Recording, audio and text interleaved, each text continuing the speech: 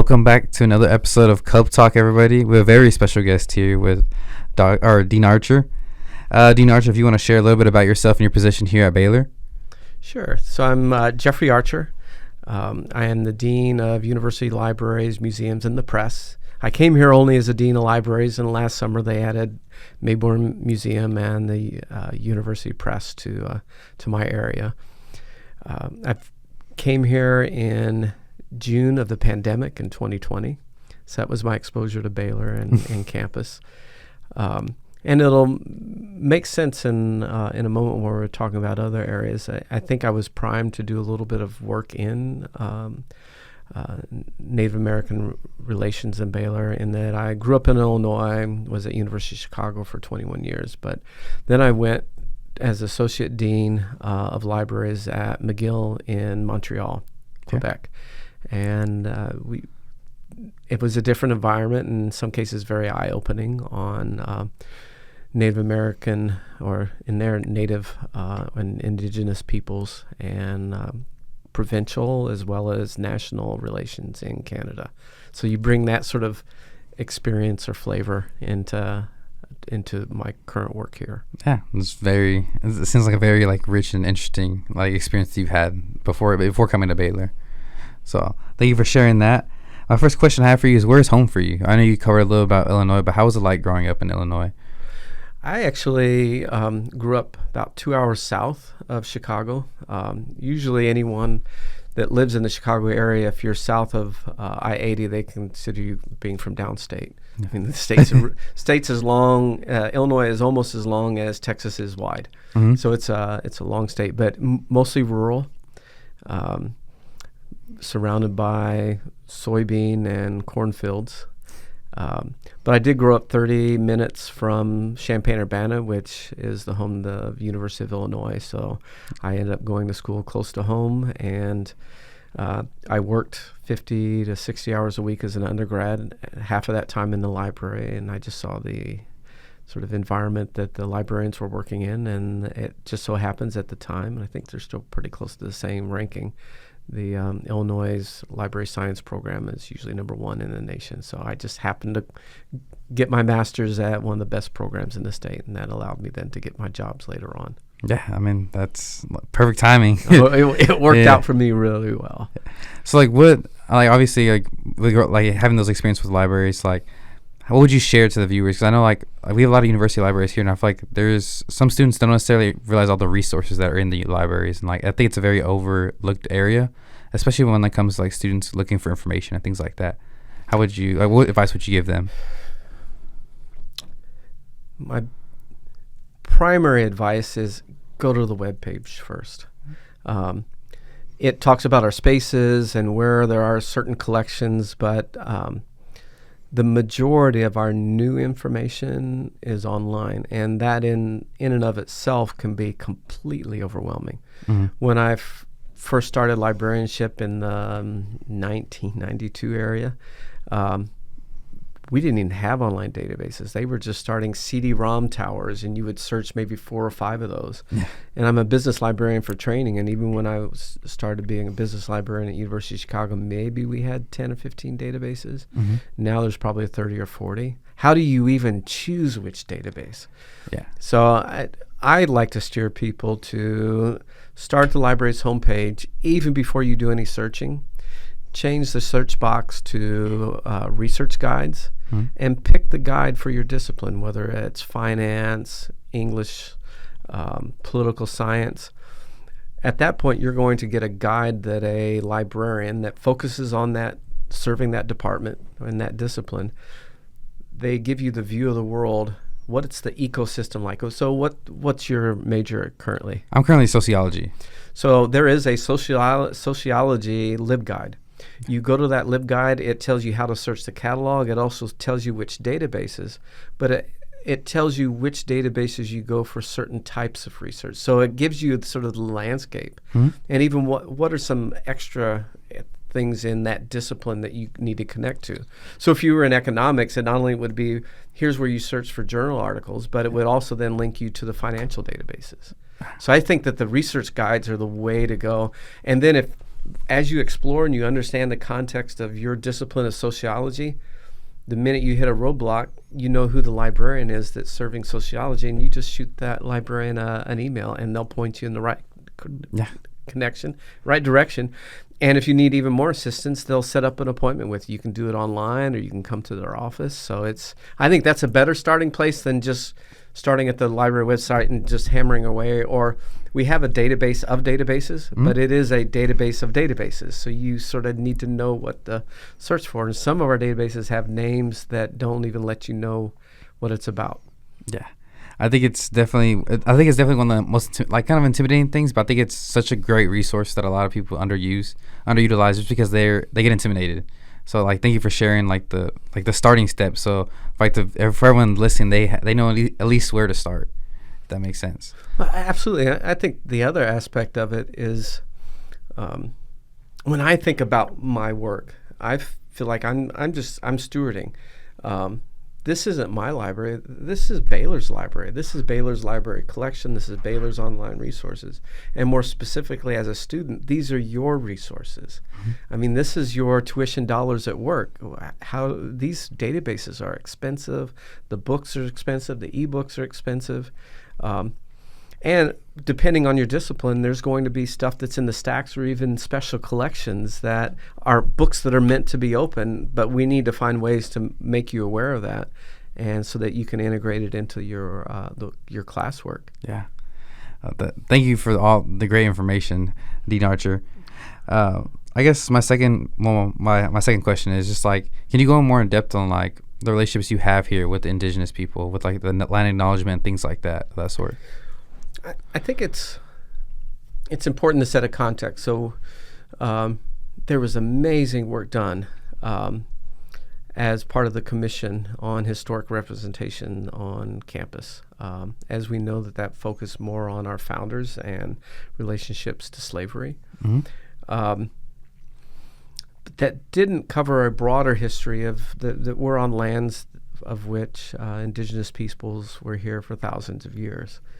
And I would hear from some people that was something that they felt was missing. Yeah. And I was also reached out to from a group of staff and faculty who had been sort of a grassroots thing on campus, and they said, we'd really like to do something more on a land acknowledgement.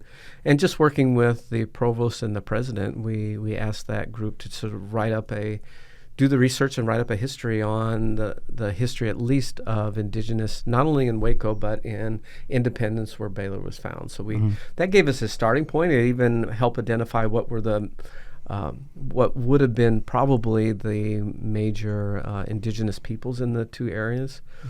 And then with that information, I was charged by the president and provost to have a small group work together on drafting a land acknowledgement. I know the value of the land acknowledgement, particularly after being in Montreal, and being in that setting. So I'm chairing the small working group. We had various representations on campus. We also had legal counsel, so we didn't have to have something re-vetted by legal counsel. But it wasn't something that we could just draft in an isolated room and say, okay, here's our land acknowledgement. Yeah. There was no one on campus that was from any of the indigenous nations that we identified as being the original stewards of these lands. So drawing on the experience that I had in Montreal, when you're wanting to work in this area, you can't just make decisions for another people, how they're going to be represented or how a space would look like. A good example there, we would work on any new spaces. There needed to be elements of indigenizing the spaces. So when we identified spaces in the library we were going to redo, we already knew that as a campus and as a community we were wanting to indigenize more spaces so that the students would see themselves in our spaces. We didn't have anybody from the local indigenous as part of our staff or to draw on, but we did have a First Peoples House, and that literally was a campus dorm that indigenous students could actually choose to live in. So we worked through their representatives to say, we have this space, we have these historical archives and other items. Tell us, what would you like to see in this space that would make you feel like it's your home? Mm-hmm. So you sort of do a timeout. So in doing a land acknowledgement, particularly when you're going to be referencing 5 different individual peoples or nations, it was the reason it took us a year and a half. We needed to reach out to a couple consultants about how to go about this work. We actually then scheduled consultations with the 5 indigenous peoples that are named. Yeah. In many cases, it was their cultural heritage person we'd first reach out to. But we didn't even reach out until President Livingstone actually sent a letter saying that Baylor was wanting to establish relationships with that nation. Mm-hmm. Because that way, this was as a result of the consultation with a few specialists in the area. That way, we were treating it from the beginning from a respectful sort of government to government. So President Livingstone addressed a letter to President Parton, who was the current president of the Wichita and affiliated tribes, to saying that we're wanting to do this and that I was going to be working on her behalf to establish this work. So we met with the various indigenous peoples to get their input. But even before input, focusing on that, it was just establishing a connection. Yeah. And saying that we really do want to work together and find ways that we can collaborate. A good example, I initially met with someone from the Lipan Apache. It was a single person, and as we had more information and wanted to have another meeting, she said, I might have an elder or two that's interested in attending. Just had this conversation with Baylor. Mm-hmm. We log on to the meeting, and she said, I hope you don't mind, but all of the elders wanted to be part of the meeting. So we had 12 of the elders from the Lipan Apache just providing their perspective on land, on rights, on sovereignty, on what are the possibilities. And even in that case, we did a follow-up because they were wanting to do more work on oral history. We're sitting in the Institute for Oral History, so connecting them with Dr. Stephen Sloan and with offering the opportunity to actually take some of the oral history workshops that they have online, no charge, that we'd waive charge for the indigenous nations that wanted to do that kind of work. So it took us a while to get the land acknowledgement, but I think what sets apart the work that Baylor has done in this, so we have the land acknowledgement acknowledging the 5 indigenous nations that occupy this, but then it clearly goes on to say that we're moving beyond acknowledgement, that Baylor strives to have relationships with indigenous nations through educational programming, partnerships, and service. Mm-hmm. So we actually, as part of our land acknowledgement, every time I read it when we do an event, the people that are there, I say, not only do I want us to embrace what you're hearing in the land acknowledgement, I want you to also embrace the second half. If there are things that you're doing on campus that would benefit one of the indigenous nations, let's reach out, have them either participate or log in or provide services. So I think it's more than, from our perspective, it's moving beyond acknowledging, which is an important first step. We are on their lands and they are no longer here because of European colonialism and American expansionism. There's no way around that. Let's acknowledge that, but also, what do we want to do now in the future? Yeah, I think that's definitely a very important tool, is not only acknowledging it, but also help, like, extending that hand to help them. Because I feel like there's so many, like, political things that go into everything like that, but I just think, like, their culture is so rich, and, like, to see it all kind of, like, wiped away is kind of sad. And I feel like definitely at Baylor, like, we're taking the right steps to utilize and showcase that culture. And I think it's, like, a very interesting culture, like, at least to me. From what I've been exposed to it, I feel like it's very, I don't know, it's just, there's something about it that I just find really unique about it, and I just want to, like, learn more about it. Well, I think we're in a position that we have exceptional faculty, Dr. Sweet, for example, and the classes that she's offering, but we're also establishing even more relationships. So even before the land acknowledgement, Mayborn Museum was having some outreach with the Wichita and affiliated tribes. So the Waco tribe, for which we are in the town of Waco, is part of the Wichita and affiliated tribes. There's the Mayborn Museum has three sort of areas that they work in. One is a children's museum, that's one wing. One is natural history, so the mammoth bones and all that. Yeah. And then the other is cultural heritage of our area up through 1890. So they had what they thought was a Caddo-based dwelling on the inside, and through outreach found out that that's not a very accurate representation of what would have been built by the Waco at the time. Yeah. So they're actually working with the Wichita and affiliated tribes now to actually contract with them to build the next dwelling that will be part of the Mayborn Museum. There's relationships that's going back and forth there.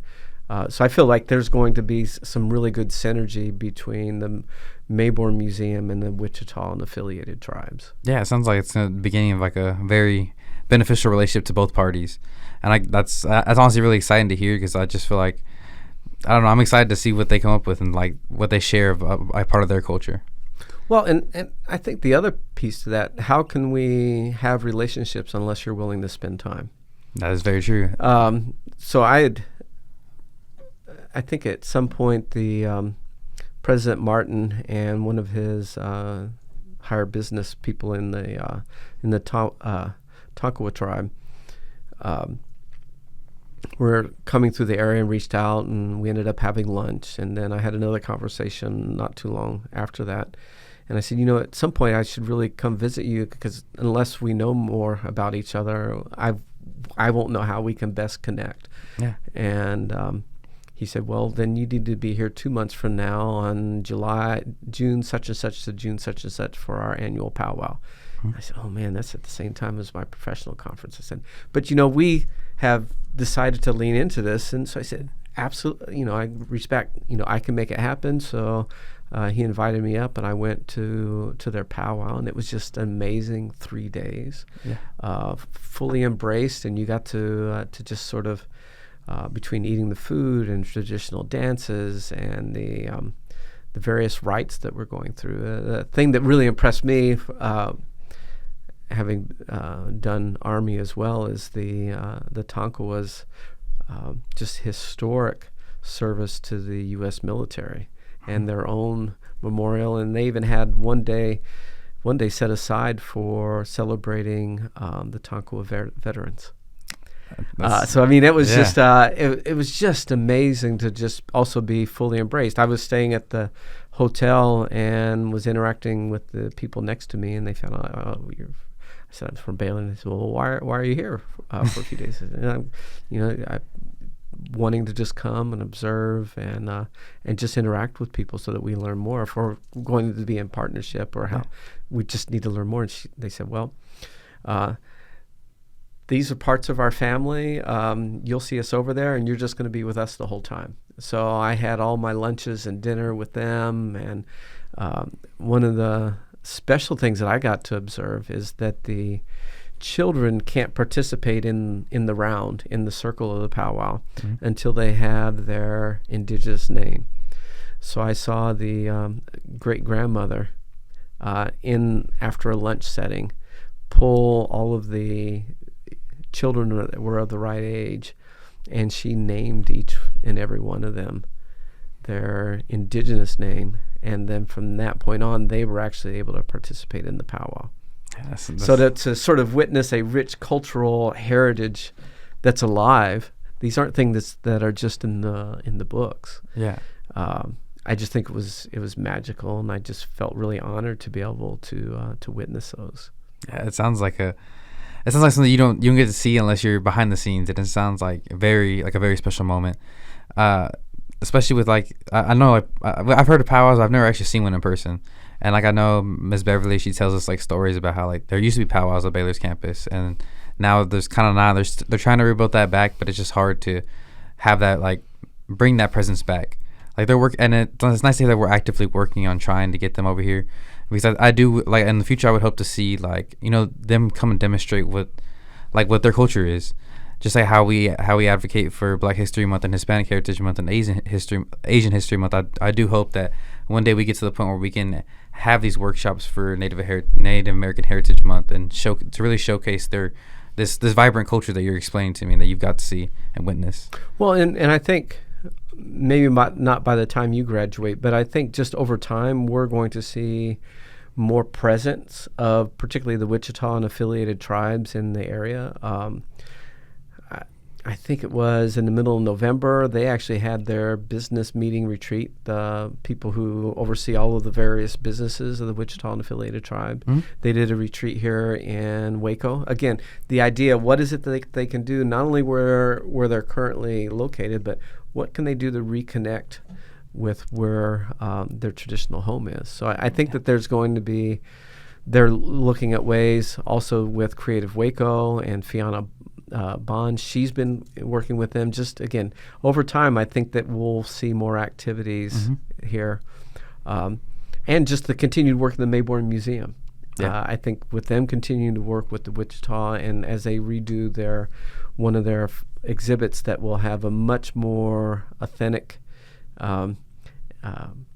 exhibits that will not rely on a dominant culture's interpretation of possible history, but allowing people to tell their own story through the exhibit, and they have agency. Then we're going to have authentic learning at that point. I'm excited for even if I have to. Well, obviously, I graduate next semester, so it won't be my time here, unfortunately. But I'm excited to come back and hopefully see these plans and put into action, things like that. So have you been to the Mayborn Museum? I have not, actually. Oh, no. my gosh. And you don't even have to pay to get in. I didn't know that. Faculty and staff. So it's free to all students. You just show your student ID and you walk right in. Yeah. It's amazing. And it's really unassuming from the outside. You would have no idea that they have the collections that are there. And I strongly suggest now that you just take some time. And again, they're open on weekends as well, Saturday and Sunday. Just go over for an hour and particularly walk through their natural history and cultural history areas. You're going to be able to walk right over cast of mammoth bones. Yeah, that you're only 4 feet away from a little family with a baby that's there. So it's an amazing museum. Yeah, no, I'm excited. I didn't know if we could get it free. Like that. I just was never. You're the only one in the Waco community that does. Is Baylor students get in absolutely free. Okay. I'm definitely gonna check it out then, especially before I graduate. I'll probably do it. Probably next weekend. Well, I'll be back for the football game, so I'll definitely do it that weekend. The only days they aren't open are the high holidays and home football games. Because there's no place for the visitors to park. Yeah, especially with I understand. But they are open on the Sundays. Hey, I'll definitely check it out the next day then. But shifting gears just a little bit, Dean Archer, like we'll talk a little bit more about your experience and like what. And I know you mentioned Quebec or it was Montreal, or was it? It's Montreal in the province of Quebec. Okay, can you like elaborate more on your experience over there? I know you had kind of touched on it earlier, but like just like your experience with like the indigenous people there. So I think that's where it was really different. I mean, growing up in Illinois, you would, part of just regular history classes, you'd hear about America and the Indians and so forth in that context. And you would start to get a little bit more exposure going into Wisconsin, because there are some reservations, and you start seeing the signs of this reservation, that is reservation. But you really didn't get to touch or feel in ways that when I arrived in Montreal, which talk about old. So when I moved to Montreal in 2017, Canada was celebrating its 150th anniversary. Montreal was celebrating its 375th.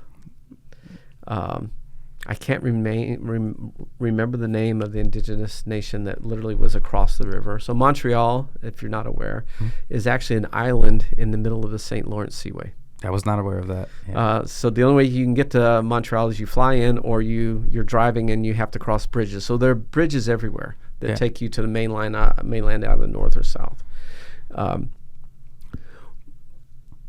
as an associate dean, the provost at McGill had monthly meetings with all of the deans and associate deans there were different agenda items and so forth. But my first exposure was they invited the local elders of the local indigenous nation to come in and to bless the meetings, and there was smudging. So you had the tightly wound, I forget what different plants are, but it's sort of a different smoke and blessing. But then Baylor had powwows on campus. So the middle of their quad, various peoples were coming in, drummings, dancing, singings, cultural presentations. So going from very little exposure to being in the middle of the exposure. And then I feel like I had more of a transformative change on how I thought about it. My articulation for the need to do diversity work rises just from, I feel like, my faith. I believe it denies the art of the Creator to not acknowledge the differences that He's made. It's sort of like seeing a field of flowers and saying, well, I don't see a yellow flower, I just see flowers. Well, there's a lot more to it than that. And I know there's that whole perspective, well, we are all made in the image of God. Well, good. Well, then He's actually created the differences. Who am I personally not to celebrate the diversity of the creation of our Creator? So that's where I absolutely start. And even feeling that way, I remember at one of the provost meeting, and there was they were talking about the struggles of some of the indigenous nations, who, for the first time in my own experience, where I was really hearing it and feeling it, there was a PhD student who was finishing her dentistry degree, and it was really clear in the language that she was using, in that she had been at McGill for 4 years. She had been walking the halls of the colonizer, seeing only the art and the aesthetics of the colonizer, and only feeling like she's having to walk through the colonizer's space. She said not one time had she ever felt like her in her full personhood as an indigenous person was represented in anything that she was experiencing. So she stayed an outsider her entire time there. And that struck a chord with me. So then that's when, after that, I went back and we started thinking about what do we do in our spaces so that people feel like they belong. And not just we've checked a box, but when you think about here on our campus, what is it that we can do so that all people feel like they have a home, that they're represented. I think that it's one reason why I think it was really special for us to have built the Black Gospel Archive, and one reason why I raised additional funds and made it bigger than what it was originally planned, because I know the sincerity that the president and the provost has in wanting to celebrate diversity in all of campus. And I felt like we needed something celebratory, in addition to the Panella Garden and the RGB3 statue. At the time, there was not the memorial statues of Walker, and now I'm going blank on Reverend Gilbert. And to have something in a space where our students inhabit. So that's why the Black Gospel Archive, next time you're down there, it doesn't stay within the glass walls that contain the archive. That's why there's column wraps. That's why there's exhibits out, because I wanted to visually show that this is something we're celebrating. And even in that, we had needed to approach it the same way as we were doing with indigenization. I had no one on staff that was working in the area on that project that was African American. So I didn't feel like we could proceed on the project. How do we aesthetically create this space that will celebrate and house Black gospel music unless I have people speak into it. So we called a timeout, and I reached out to a few faculty members who were actually able to say how they wanted their culture represented in the space. So I think that's one step in the many steps that we will continue to take in the libraries and at the university. Yeah, I think that's a step, but I think it's a very big step, especially when appreciating these cultures. It's important to have people who are a part of these cultures and a part of these communities to really speak and to showcase how they want everything seen. Because I know it's so easy to, I feel like we've done things in the past where it's like if you don't have the representation, they may take offense to it or something like that. And it's very heartbreaking, especially for them, to see their culture represented in a way they wouldn't represent it themselves. And so I think it's a very important step to get these people involved and to get them, whether it be the Black Gospel Archives or the indigenous people, how we're gonna incorporate them into Baylor's campus, really. I think that's a great step they are taking. So I think we're moving in a great direction. It also just takes time. So we'll keep making steps, and we also have the steps for the Memorial to the Enslaved. Mayborn's making steps to having better, be able to tell a better story and having the story told from the indigenous perspective, and that they're having agency into how that story is being told. Yeah. It sounds very exciting. I'm very excited to hear about this. I definitely have something to talk about on Thanksgiving now, because I know my aunt, she's half she's half Native American. Okay. Yeah. So and her mom lives on the reserves in Oklahoma. So I definitely have the questions for them now. I kind of want to hear more about how it is on the reserves and things like that. Well, and I think that's where there's so much to be learned, even if you can't go and visit various reservations. That's why if you go to Baylor's website and you go to the land acknowledgement, we don't try to tell the stories of the various nations. We actually give you the link directly to the Wichita or the Tonkawa, and you go to there, and their websites are exploding because not only are they needing to serve the needs of their nation through this portal, they're actually sharing history and cultural history. I know the Wichita and affiliated tribes were working on online language learning, so that you could actually go there and find out how to pronounce and how to read and download materials. So I mean that it's not equal across the board. Not all reservations or peoples and nations have the resources to do that, but where they are, they really are exploding. Yeah. Exploding. It sounds very interesting. I didn't even know about that. It sounds kind of like a Rosetta Stone. Absolutely. Yeah. But I'm excited. I'm really gonna check it out, because I know when I was doing my research for the lunch and learn and things like that we planned out. I was there were some words in there that I wasn't really familiar with, and I tried Googling them, but it was kind of there was hit or miss information. I didn't want to mispronounce anything or things like that. But it's definitely good to know that there's a resource out there that showcases, okay, this is how you pronounce this word. So I'm definitely gonna check that out. Well, and I think that's why it's again important to make sure that we're not trying to tell someone's story but we can, and it's the librarian in this as well. We want people to use authoritative resources. Well, where is the most authoritative resource on the Waco tribe? Mm-hmm. It's actually out of the Wichita and affiliated tribes, because they're part of that larger nation now. And they're working to share their history and stories. So let's make sure that we point people to the right place so that we can learn more. Yeah, I think that's great advice. Shifting gears just a little bit, Dean Archer, we're going to talk a little bit more about you. What was it like, just for the students that are interested in going down the career path that you've went down? So what was your process of entering graduate school and entering the job force and things like that? I know you have plenty of experience from different universities. How did you navigate your way from that university to transitioning to another one, finding those opportunities?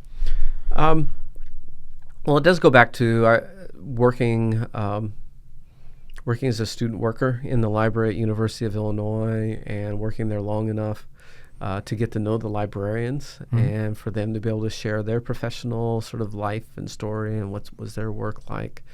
And then having the fortunate opportunity that a library program was there. In Texas, there's only 3 library science programs.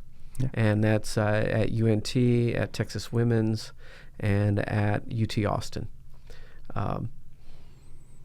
So in looking at that and going to the program, the other nice thing about University of Illinois program as a grad student, I had a tuition waiver because I worked 20 hours a week in the art and architecture library. I helped catalog books and answer questions, so I had some practical training. Yeah. But from my profession, if you're wanting to land a good job, I was told very early with our advisors, be willing to move. So it just so happens that I was sending out resumes and applications, and I got an interview at University at Albany, in the State University of New York at Albany. Mm-hmm. And I remember going to the interview and flying there. I was really nervous, my first big interview. And it was really just interesting meeting people. And I think that's what the biggest thing that I would encourage people, that interviews are an opportunity not just to sell maybe your skills, but an opportunity to learn. And remember that interview is a two-way. You need to find out if that's a good culture fit for you. Yeah. So I went to an interview, and it was interesting. The dean at University at Albany said, I think you've done pretty good today, but I just want to temper your expectations. We almost never hire bibliographers right out of school. Out of library school. I said, okay, but I've really enjoyed coming, and so forth. And 3 weeks later, I got the job offer. Yeah.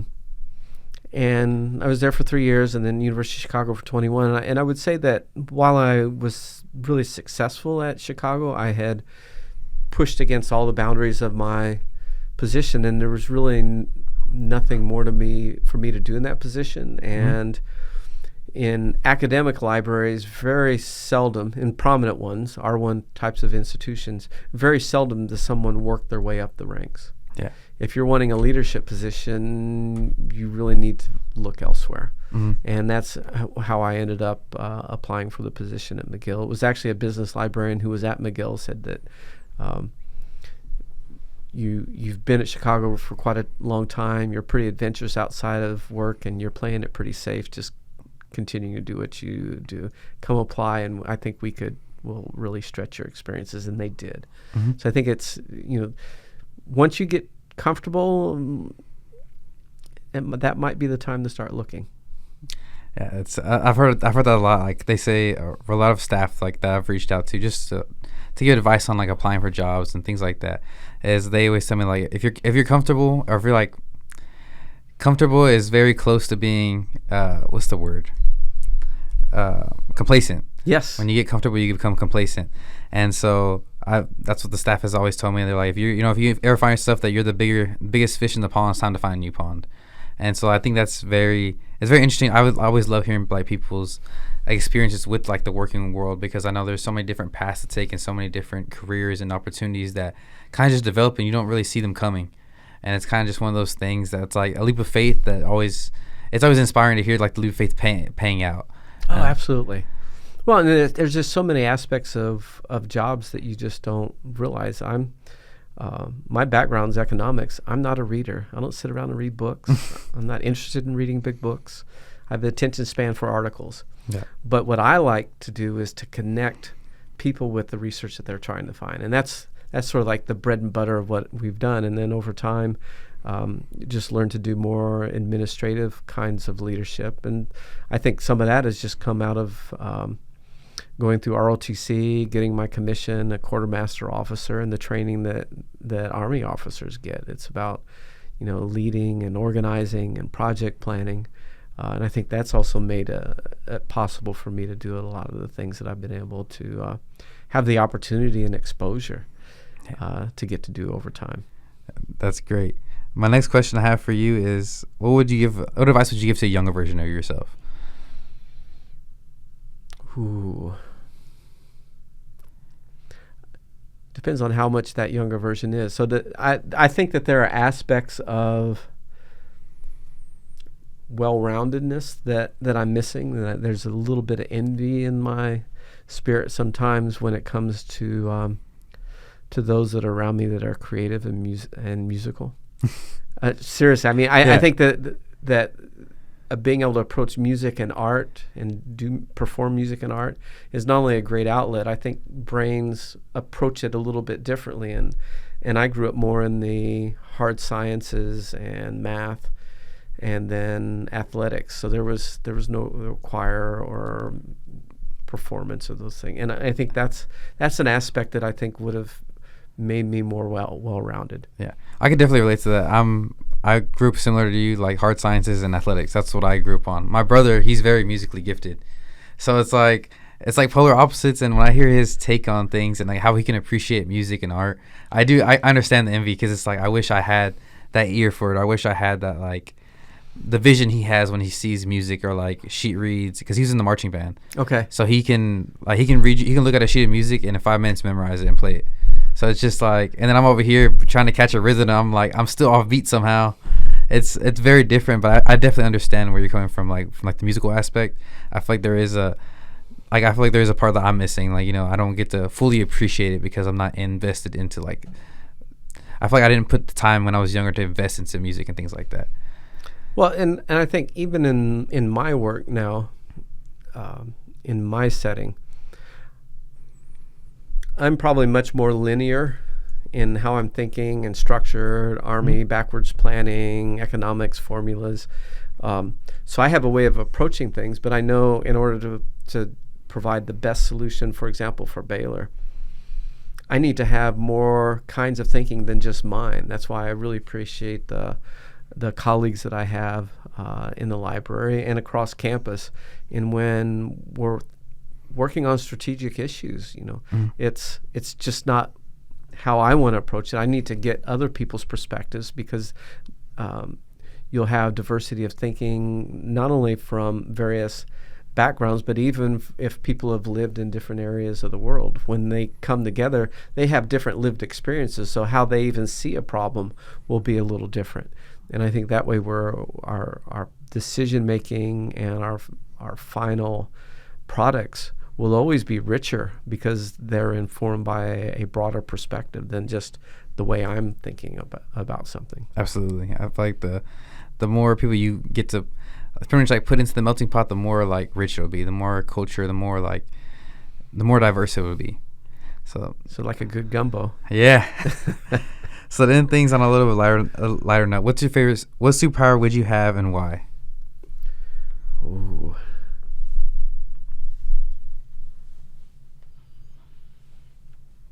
I really don't know.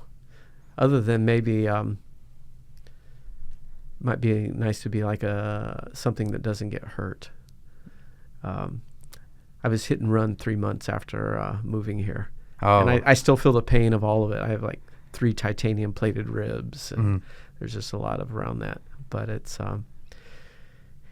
is a funny question. I would probably, instead of a superpower, I'd rather be gifted all of a sudden without much practice and being able to play and read music. Yeah, I mean, hey, that would be maybe that's a super. Well, that's a superpower in itself, because it is. Yeah, there's definitely some musical geniuses out there. I've recently gotten into just like looking into some of like the composers like Freddie Mercury and things like that, and just see how their like thought process is when like they can hear it in their head and they just it's just like them bringing it to life. And it's like, I don't know, that's an aspect I don't have. Like when I just can't imagine like hearing something in your head and be like, okay, let me try to match that beat with something that hasn't been used before. But I mean, yeah, that's a very interesting answer. I haven't heard that answer before. Yeah, mine's always teleportation. Really? Yeah, because I've always been interested in like, I can teleport here, there. I can teleport wherever I want. I could be halfway across the world if I really want to. I think that's always something that's always attracted me. Okay. It's just like, I don't know. It's like I wouldn't have to waste time flying or anything like that. I'd be able to be in so many places at once. Does that mean you're going to need to have a job that then involves a lot of travel, so that you are seeing all the places that you want to teleport to? Weirdly enough, I haven't really thought about how many places I would teleport to. I just kind of always thought about it for everyday use. Like, I remember like sitting in traffic, because I'm from Dallas, so like sitting in like the downtown traffic. I wish I could just teleport home. But like growing up, I would think about it. I'm like, you know what? I wish I could teleport to Disneyland. But that's just like the child in me. Gotcha. But like as the adult in me, it'd be cool to just like teleport to like other countries like Spain or like Canada. I've never been to Canada. Or I've never really been outside the United States before. So it's definitely one of those things I'm like growing into, where it's like, oh yeah, with this, but like this imaginary superpower, I could do a lot of things with this. So it saved a lot of commute time. Exactly. Save a lot of commute time, a lot of airfare money. Yeah, it's definitely one of those things that I feel like the more I put thought into it, the more I wish I had it. Okay. But yeah, thank you, Dean Archer, for taking the time out of your day to share everything, all of your knowledge and all your advice and wisdom. At this time, if there's anything you want to promote with the university libraries, anything like that, you're more than welcome to. I just think, just remember, this is your space. Find your space in the library. Find your space in terms of resources that we have online and in print. And this is your library. When you think of, don't wait until you graduate to see me carrying one of the volumes of the St. John's Bible in front of the President's Party. Those Bibles are meant to be open. Go to the third floor of the Moody Library and say you want to read one of the volumes of the St. John's Bible. They'll just bring it out and open it up for you on the table, and you can sit there for the next 3 hours or so just enjoying illuminated Word of God. So, I mean, there's so many things that could be opened up. Just let yourself be curious in the space. Well, thank you, Dean Archer, once again. I'll see y'all will hear me next week. So thank you.